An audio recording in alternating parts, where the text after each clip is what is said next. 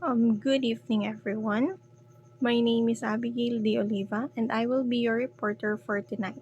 So, the topic that was assigned to me was the Cebu and its people who are the Cebuano. So, without further ado, let us start. So, bago po tayo dumako sa ating discussion proper, may ipapakita po muna ako sa inyong isang sayaw ng mga Cebuano kung saan ito sana yung energizer kung face-to-face yung ating discussion. But unfortunately, we will discuss it online. So, sana mag enjoy kayo kung face-to-face ito kasi I know you will love it kasi napakaganda niya. So, ito yung ang tinatawag ng mga Cebuanong sayaw sa pawa. So, ito yung video na to is yung parang practice pa lang ng mga magpi-perform. So, very simple lang yung mga steps. And I hope ma-enjoy ninyo. And if we will be given a time, I hope we can dance it lang kahit sa loob ng classroom. So, enjoy po kayo.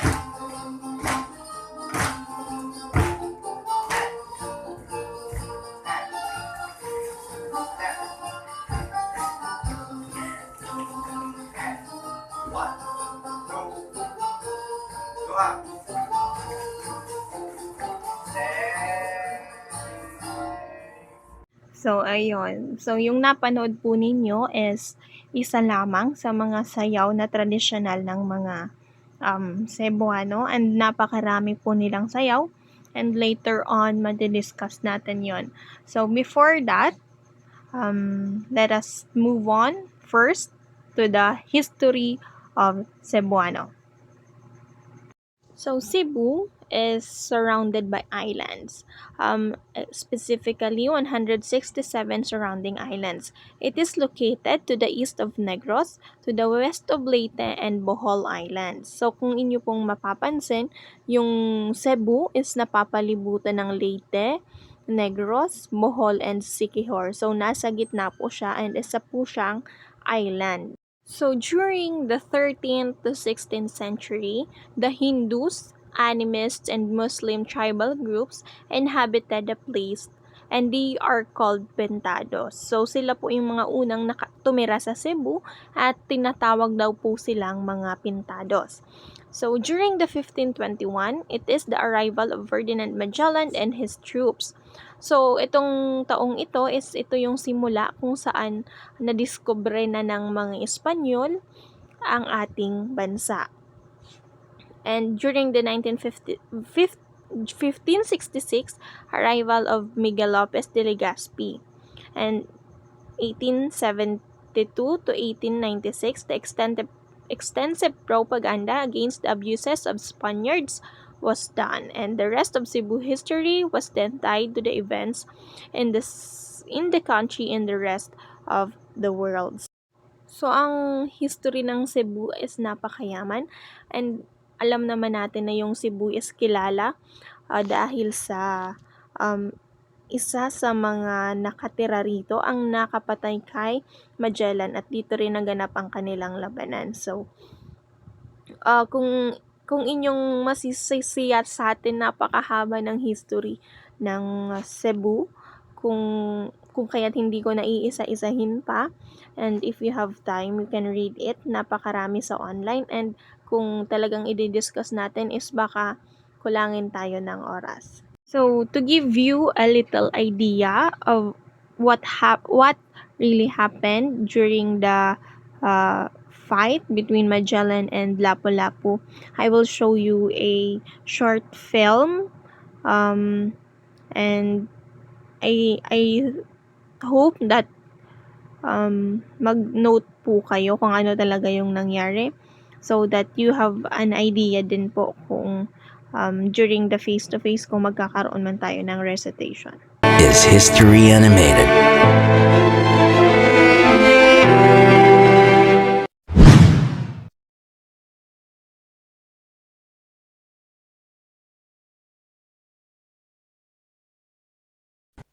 This video is sponsored by the city of Lapu-Lapu. As the story of Lapu-Lapu continues, during the 15th century, according to Pigafetta's history account books, the greatest and the famous clash fight encounter between the chieftain of Mactan Island, Datu Lapu-Lapu, and Ferdinand Magellan named Battle in Mactan, or dubbed Kadaugan sa Mactan, happened. It all started when Ferdinand Magellan's commanded galleon ship's fleet voyage on sea expedition from Spain arrived in Cebu. Magellan befriended Raha Humabon, the tribe leader, and mingled and made friends with the native locals in the tribe. Magellan was able to convince the tribe community in Cebu for them to be baptized to Christianity in accord to the wishes of Magellan in spreading Christianity in Cebu as well as to other neighboring islands. Magellan, with that intent, tasked Raha Humabon to convince the two datos who ruled and led Mactan Island to be baptized to Christianity and pay the alliance to the King of Spain. But only Dato Zula obeyed the request of Raha Humabon. Chieftain Dato Lapu-Lapu prevails and made a strong stance refusing to obey Raha Humabon's request. This prompted Raha Humabon to ask Magellan's help to fight against Datu Lapu-Lapu for a strong defiance to Humabon and Magellan's order. So when Magellan received the confirmation regarding Datu Lapu-Lapu's refusal to be baptized to Christianity and defiance to pay homage to the King of Spain, this triggered an anger and hatred between Ferdinand Magellan's soldiers and the chieftain Datu Lapu-Lapu's native fighting warriors whose egos were touched. That sparks the start of the famous battle named Battle in Mactan.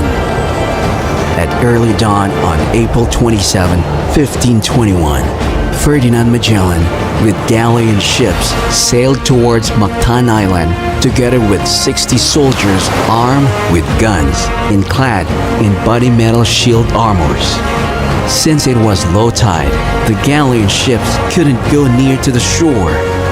Almost 60 of Magellan's soldiers started sailing together on the smaller boats towards the shore, carrying with them their European weapon of supremacy. While on the other side, Chieftain Datu Lapu-Lapu stands to lead with almost 1,500 native fighting warriors, preparing their bamboo spears, bolos, kampilan, and poisonous arrows for the incoming attack. The battle first started with cannon fires coming from the galleon ship that caused panic and fear among the villagers. But since it was low tide, the cannon's fire could not reach the village houses near the shore. So Magellan's soldiers started shooting at the native fighting warriors, and some also started burning the village houses. The villagers started yelling in anger and shouting with utmost hatred in their hearts, a signal implying preparation for the attack as retaliation to the upcoming aggressor. And the fierce, bloody battle erupted between Ferdinand Magellan's soldiers and Datu Lapu-Lapu's native fighting warriors. At this time, Datu Lapu-Lapu didn't show signs of waver to his people. even though he knew how strong their opponent was. But instead, Datu Lapu-Lapu, with no fear and reservation at all, showed his utmost bravery and fighting skills technique as seen and attested to all of his men. Datu Lapu-Lapu prevails to stand still victorious and strong in defending and protecting his people over Ferdinand Magellan's aggression. Datu Lapu-Lapu, for the love of his tribal community, could not accept and allow his people to be conquered by a colonist. At first, Magellan thought that he would achieve victory in the battle with the use of European weapons, but they never expected that they were outsmarted during the battle. The native fighting warriors of Datu Lapu-Lapu launched their poisonous arrows at the feet of Magellan's soldiers, the best way for an easy kill since their feet were not covered with armor. In the midst of the battle, many native fighting warriors and Magellan soldiers were found dead, and some of Magellan's soldiers gradually retreated back in the galleon ship. Ferdinand Magellan was left with 6 soldiers who were trying to protect him, but eventually failed to do so. Magellan was hit by poisonous arrows on his neck that caused his death. That ended up the battle between Lapu-Lapu and Magellan. Chieftain Datu Lapu-Lapu, together with his fellow men, achieved victory over the famous battle named Battle in Mactan. Datu Lapu-Lapu's victory on the battle in Mactan marks a history, making Datu Lapu-Lapu as the first Philippine hero. As for the body of Magellan, the locals decided not to give it to the Spaniard soldiers, but instead, they kept it as a memorial. A monument was built exactly where the place Ferdinand Magellan had fallen. As for Lapu-Lapu, his relationship between Raja Humabon was gradually fixed. And according to the local legends, Lapu-Lapu turned into a stone and guarded the Mactan Sea. In fact, there were also oral stories spreading that every fisherman in the city has to throw coins at the stone-shaped human statue as a way of asking permission for them to fish on the island.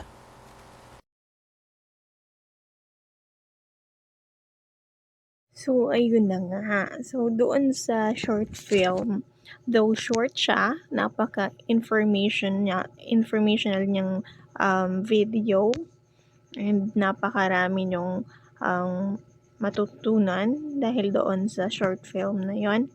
And we also know that hindi lang si Datu Lapu-Lapu yung dahilan kung bakit napatay nila si Magellan. So, may isa sa kanyang mga tauhan ang nakapana kay Magellan gamit yung mga pana na may lason. So, yun yung totoong nangyari. So, let us come now to the dialect varieties spoken at Cebu. So, the Cebuano language is popular language during the Proto-Austronesian times, which is also known as Bisaya, Binisaya, and Ngasugbuanon or Sinugbuanon. So, the spoken dialect in Northern Cebu. So, Bantayanon language or the spoken dialect in Cebu City. And they are also known for being Cebuano or speaking the Cebuano language as the Sugbuanon or Bisaya, the spoken dialect in Southern Cebu naman. So, if you can see, pwede nyo siyang i-zoom. Katulad din sa atin, yung iba't ibang place sa Cebu ay mayroon ding iba't ibang dialect. Katulad din po pag dito sa atin sa Bicol, pag pumunta ka sa Ginubatan, iba yung dialect. Pag pumunta ka naman sa Daraga or sa Uwas, iba din yung dialect. And there are words na iba yung kahulugan sa isang place compared sa isang place. So, sa ganon din sa Cebu. So, sabi dito sa Northern Cebu daw, ang kanilang sinasalitang dialect is yung Binisaya or Sugbuanon or Sinugbuanon. while sa Southern Cebu naman is yung Cebuano language na Sugbuanon lang or the Bisaya. So overall, talagang yung mga Cebu is known for being Bisaya or speaking the dialect or the dialect Bisaya. So let us take a look at the example here. So yung mga taga Cebu daw po ay may mga iba't ibang dialect. Yung iba tinatawag nilang Bantayanon, yung iba Cebuano, yung iba Dalagitenon, and eto, tingnan natin yung mga example. One of the example here is sa Bantayanon daw po is Dawgan. Tapos sa Cebu naman is Dunggan, or sa Dalagitno naman is Dalunggan. Na ang ibig sabihin sa English is yung ears or yung ating tenga. Another example is the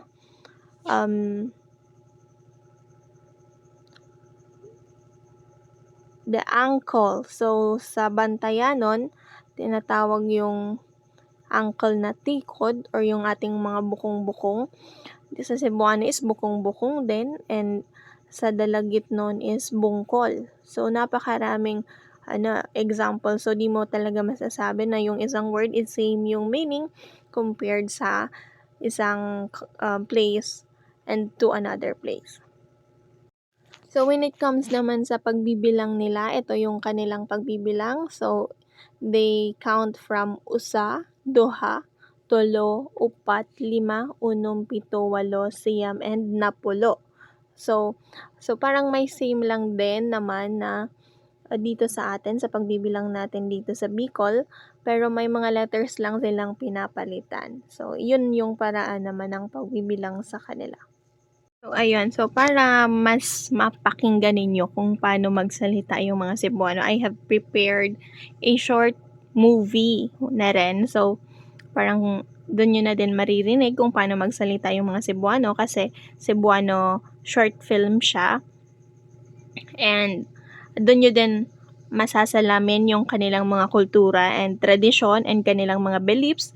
So yun nga yung sinasabi nilang hitting two birds with one stone. So yun yung naisip kong paraan para mas makilala natin yung mga Cebuano, kung paano sila magsalita, kung ano yung mga paniniwala nila, at kung ano yung mga everyday na ginagawa nila. So yun lang. So enjoy natin yung movie.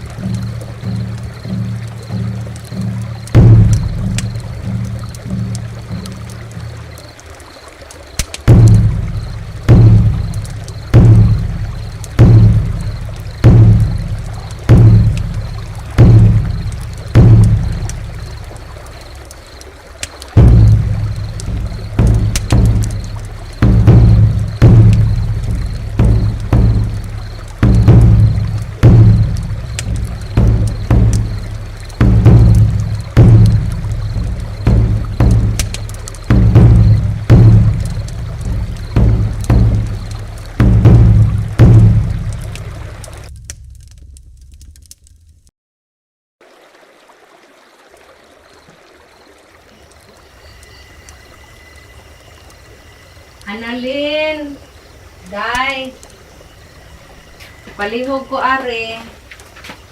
Amin ko tiya. Di ay pilit para sa atong pamahaw ugma. Ya, pilay na galing tiya. Da, way kurente sa lungsod. Naglungag ka? Di ay kamuti tiya. Diri day tugikan sinang Lourdes. Yanina. Maolagi. Asa man tos manoy nimo? Ay, kay aton kami ipagaling. At ipadadalikyat.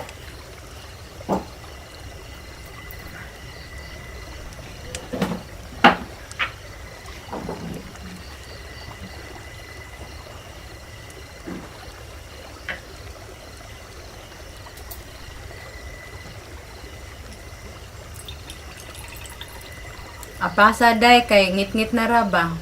Murag tuatos taytayan kay aligre man pag-agi nako. Sige, balik na ko tiya.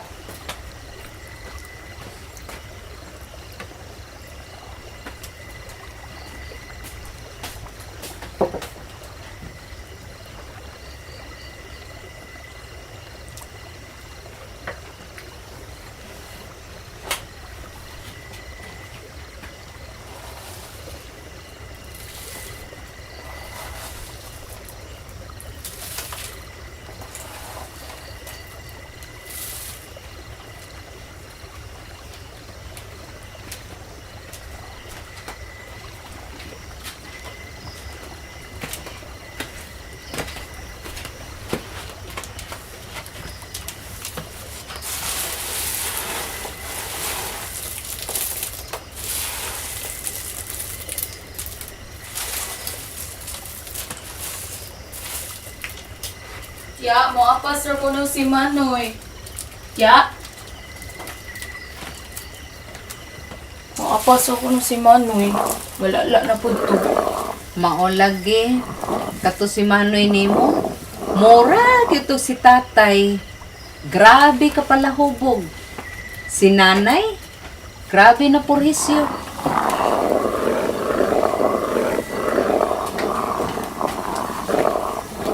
Kurahan na tiya.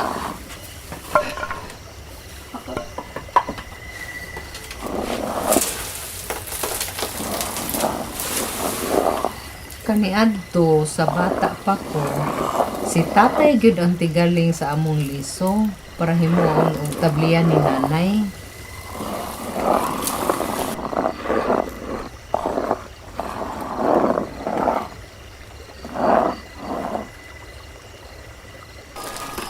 Mukuha to si tatay og kakao dito sa bukid. Sinako to iyang madala. Usahay, mukuyog po si nanay niya. Silang duha. Anak sila, ikan ko no tumari ang kakao. Tinuod na siya tiya.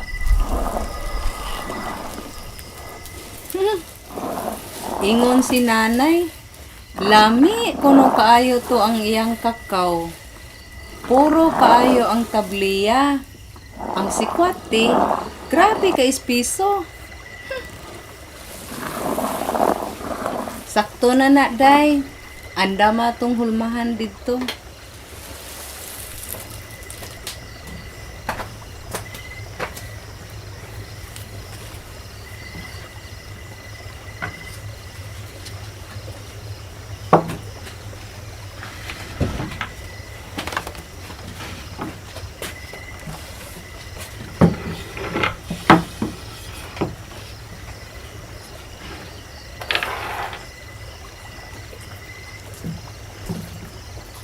Ingon si nanay, sa edad pa siya nimo, mga ligo sila sa sapa.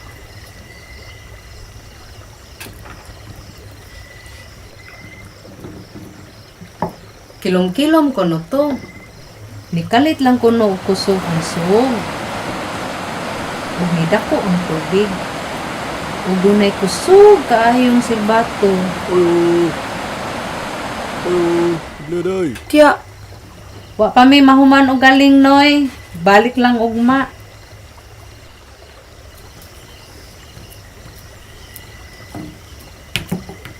Tungod sa kahadlok, nagdali-dali ko no sila hawa sa tubig. Unsa man kuno tutya? Mao to ang pag-agi ni Maria Cacao, usa ka diwata nga perting putia ug hamis kaayo panit, taliw-tiw kay ilong, puwa kaayog ngabil ug perting taasa sa buhok. Dito to siya nagpuyo sa langob sa lantoy.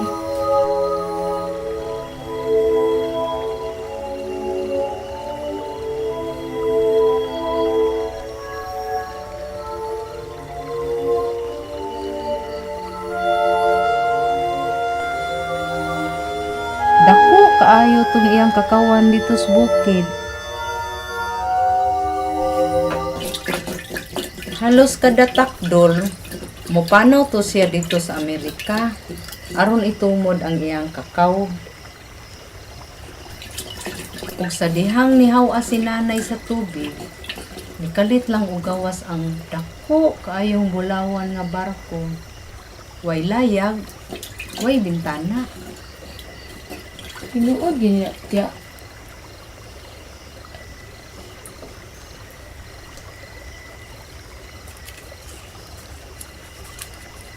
Perting hamisan ini, ni amagots kangit-ngit sa suba. Ingon sila, daghan kuno kaayo ang naanod sa baha.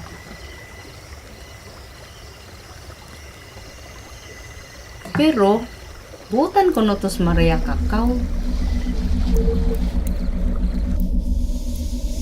Nigbalik niya gikan sa gawas, magdato siya daghan kaayong bulawan para iyang ipahuwam sa mga tao kung naay pista.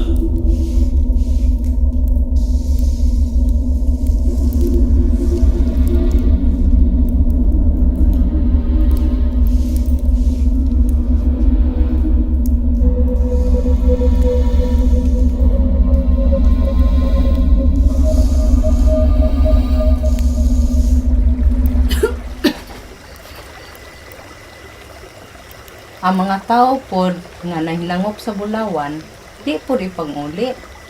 Gugba nang iuli. Kay dili man pod ampingan.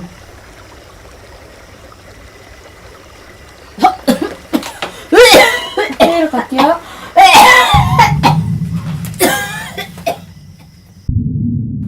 Ug mao to, wa na ni angay si Maria Cacao sa kinaiya sa mga tao. Ug wan ang magpatimaw. Pero usahay kung takdol, mobisita man kuno siya. So, ayun. So, dahil sa short film na yon, masasabi natin na pagdating sa pamumuhay, ang mga Cebuano, lalong-lalo na yung mga nakatira pa sa mga bundok na area sa kanilang lugar ay simpleng-simple yung kanilang pamumuhay. Masasabi natin na sila ay nabubuhay sa pamamagitan ng pagtatanim dahil kung makikita natin or kung mauobserbahan natin doon sa video na atin napanood, karaniwang kinakain din nila is yung palay, yung mga root crops katulad ng gabi at kamote, and mayroon din silang mga produkto kung saan ginagawa nila ito sa pamamagitan at sa paggamit ng mga indigenous material din katulad nung nakita natin kanina is yung gilingan na gawa sa bato. And pagdating naman sa kanilang mga kultura at tradisyon, makikita natin sa short film na iyon na yung paggalang sa mga nakakatanda is nandoon talaga katulad ng pagmamano at pagbati lalong-lalo na sa kanilang mga kamag-anak. And makikita natin na pag nagsasalita rin sila, mapapansin at mauobserbahan natin na malambing yung kanilang tono ng pagsasalita. Na kahit medyo naiinis na sila is hindi natin mapapansin dahil malambing yung kanilang tono ng pagsasalita. Pagdating naman sa mga paniniwala at paniniwala ng mga Cebuano, masasabi natin na sila ay naniniwala pagdating sa mga kwento-kwento. Katulad ng kwentong diwata na nabanggit doon sa maikling video. So, naniniwala sila sa mga kwento-kwentong bayan na para sa atin is malayo naman sa katotohanan. Pero, kailangan nating irespeto kasi yun yung paniniwala nila. Katulad din natin mga Bicolano, mayroon din tayong paniniwala sa mga kwento-kwento na kahit hindi pa naman natin nasasaksihan ng mga sarili nating mata, is naniniwala rin tayo. So, ganon din sila. So, kailangan nating irespeto ang kanila ding mga paniniwala. So, matapos naman sa movie, pumunta naman tayo ngayon sa mga pagkain na famous sa Cebu. Yung isa nga dito is itong the Inasal delicacy in Cebu. The Cebuano Inasal is basically indigenous, which the Spanish colonizers have witnessed it during their 3 centuries of colonization. They found it relative to their home-based lechon. Today, what makes it more unique compared to the other inasal elsewhere is that its belly is stuffed with different fresh spices and seasonings, fully attended throughout the duration of its roasting process. Cebu has been tagged as the home of the best tasting inasal in the country. So, dito daw po sa Cebu is kilalang kilala yung inasal. Kung tawagin sa kanila ay inasal na minsan tinatawag din nating mga Pilipinong lechon. So, kung inyong mapapansin pag nagpunta kayo sa Cebu is marami po talagang nagtitinda ng lechon doon. And hindi natin madidinay na masarap naman talaga. Sino ba naman ang ayaw sa lechon? So, isa lang din po ito sa mga famous na pagkain sa Cebu. Ay, hindi rin lang din daw po sila kilala pagdating sa lechon. Kilala din sila sa paggawa ng suman or kung tawagin sa kanila ay budbod. So, ito ay gawa daw po sa malagkit na bigas. And pwede daw po itong gawin gamit ang iba't ibang kulay or flavoring din po para sa mas kaakit-akit na itsura. Isa din daw po sa mga famous din na pagkain or pampasalubong galing sa Cebu is itong dried mango. So, alam ko familiar kayo dito sa dried mango kasi pag may mga kamag-anak tayong galing doon sa Bisaya or sa Cebu specifically is lagi itong pasalubong and masarap siya and isa din itong way ng mga Cebuano kung saan napopreserve nila yung mga pagkain katulad ng mangga nga. So, kung iisipin natin yung mangga is madali siyang mabulok kung hindi ito ida-dried or ipaprocess katulad ng nasa picture. So, by that, mas napapanatili nila yung kultura nila pagdating sa pagpapreserve ng pagkain. And ito din ay naging isang famous delicacy pagdating sa mga Cebuano. Pagdating naman daw po sa mga festival sa Cebu is napakarami din nilang festival.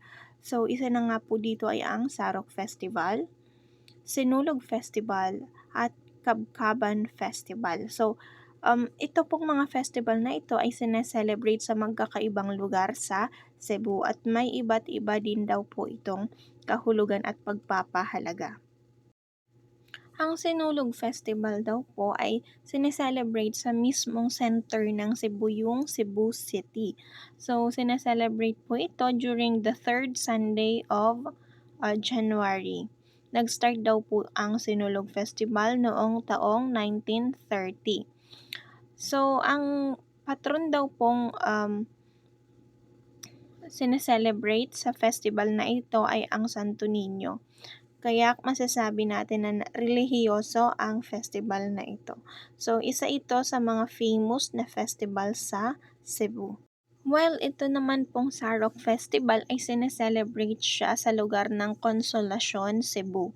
Sineselebrate siya tuwing 23rd and 29th of October. So, nagsimula daw po ito noong 1996.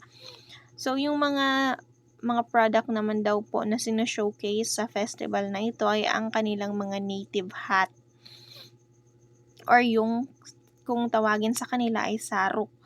Kaya, pero may saint din po sila na sineselebrate sa festival na ito na si San Narciso. So, isa din po ito sa mga festival sa Cebu kung saan unlad ng kanilang ekonomiya. Dahil sa mga bisitang dumadalo sa festival na ito. Yung Kabkaban Festival naman daw po ay sineselebrate siya sa Carcar City ng Cebu. So, sineselebrate siya during the 25th of November. So, nagsimula itong Kabkaban Festival noong 2004.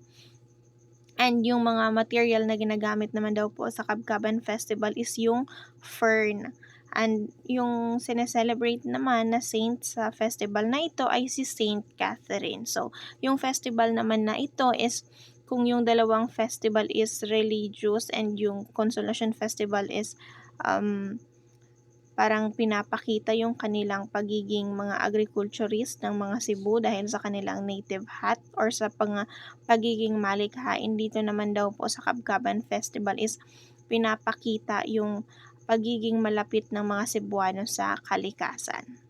So, ayan. Aside sa mga festivals and celebrations ng mga Cebuano, mayroon din po silang mga unique folk songs and folk dances. So, meron po ako ditong ipinrepare na mga video ng kanilang folk dances and folk songs. So, kayo na lang po ang bahalang mag-obserba kung ano yung mga salitang kanilang ginamit at kung paano sila mag-perform o gumalaw pagdating sa kanilang mga folk songs and dances.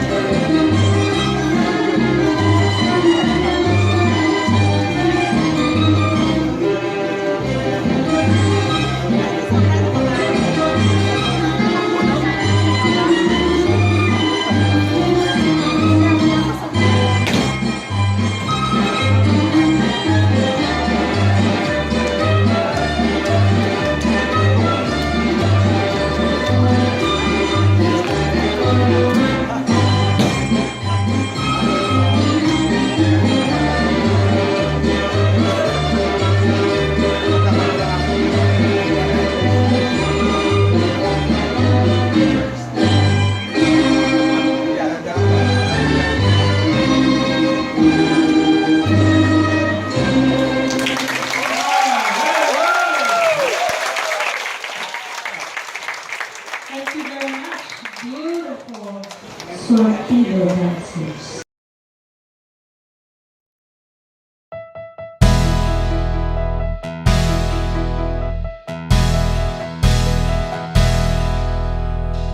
Si Pelimon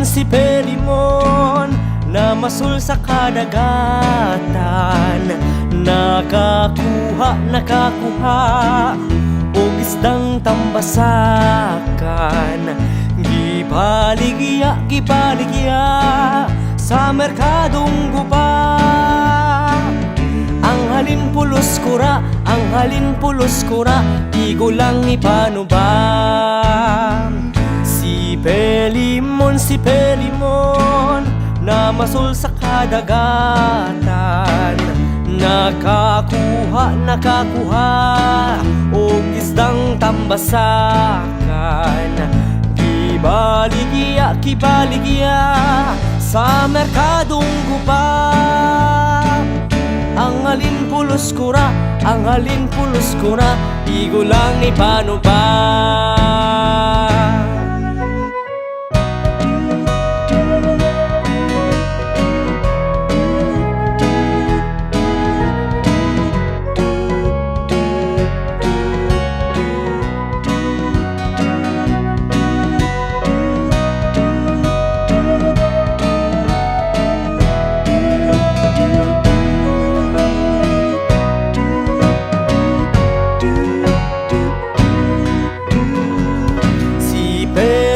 Si Pelimon na masul sa kadagatan, nakakuha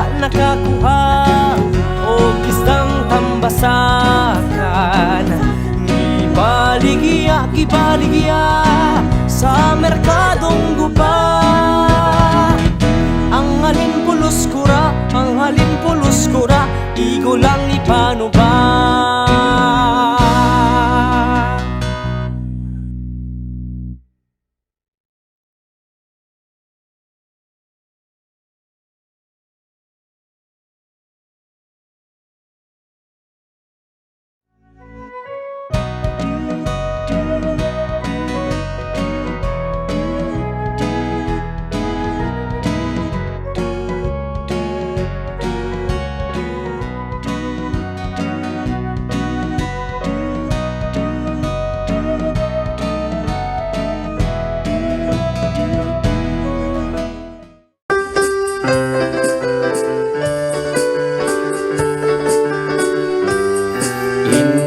Pamutos na sa imong mga bestida, kinsay mong pagag-on, si undoy mong pamalon.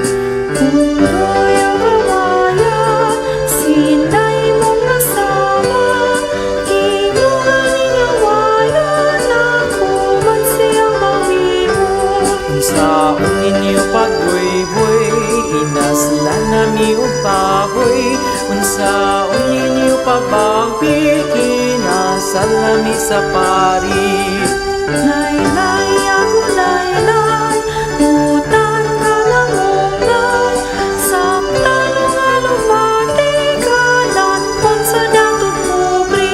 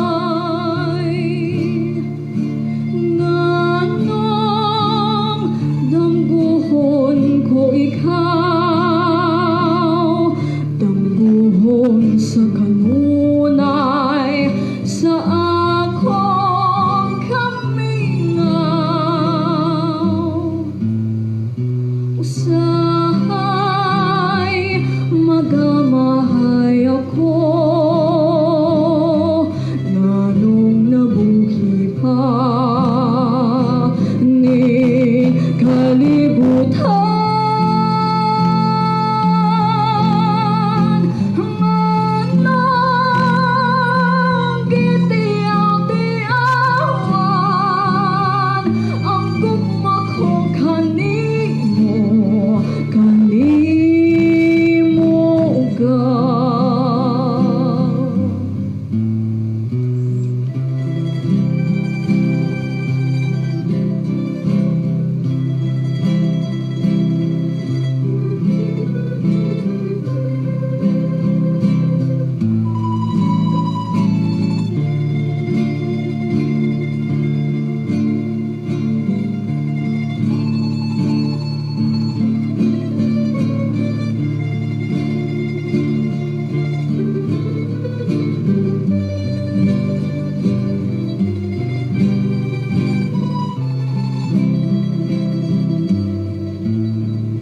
Usahay magamahay ako,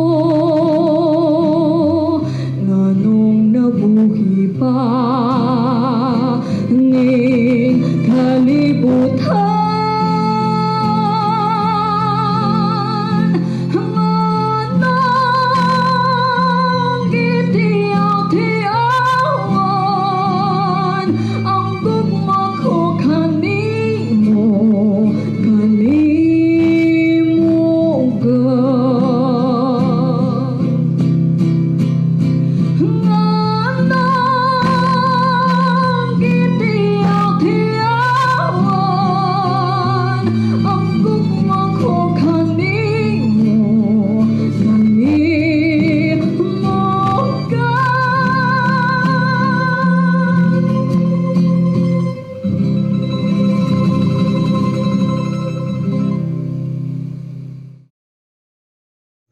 So, napanood na ninyo at napakinggan ang kanilang mga dances, ang kanilang mga kanta, ang kanilang mga folk songs.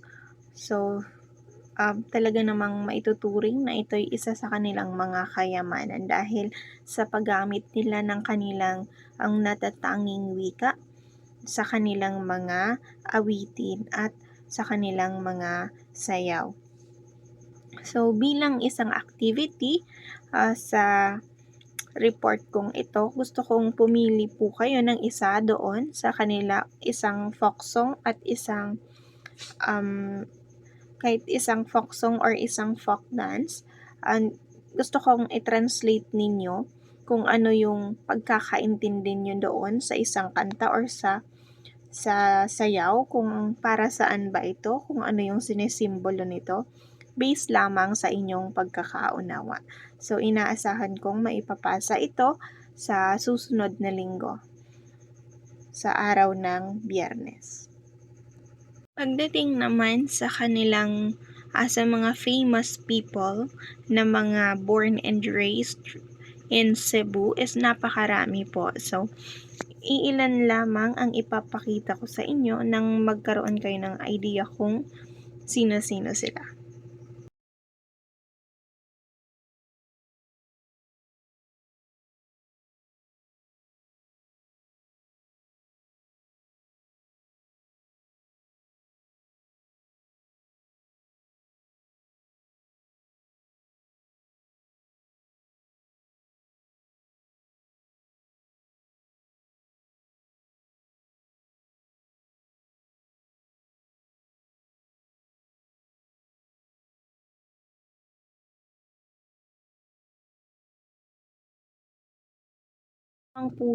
Yon ang mga famous people na mga Cebuano. Napakarami po nila. Pero based po doon sa mga naipakita ko sa inyo, nagpapakita lamang po ito na ang mga Cebuano ay mga talentadong tao. And hindi lang mga Cebuano, kundi mga Pilipino. So, yun lamang po ang kabuuan ng aking ulat. Naway may natutunan po kayo at sana nag-enjoy kayo sa mga videos na naipresent ko sa inyo. And ako po si Abigail D. Oliva, ang inyong tagapag-ulat sa gabing ito.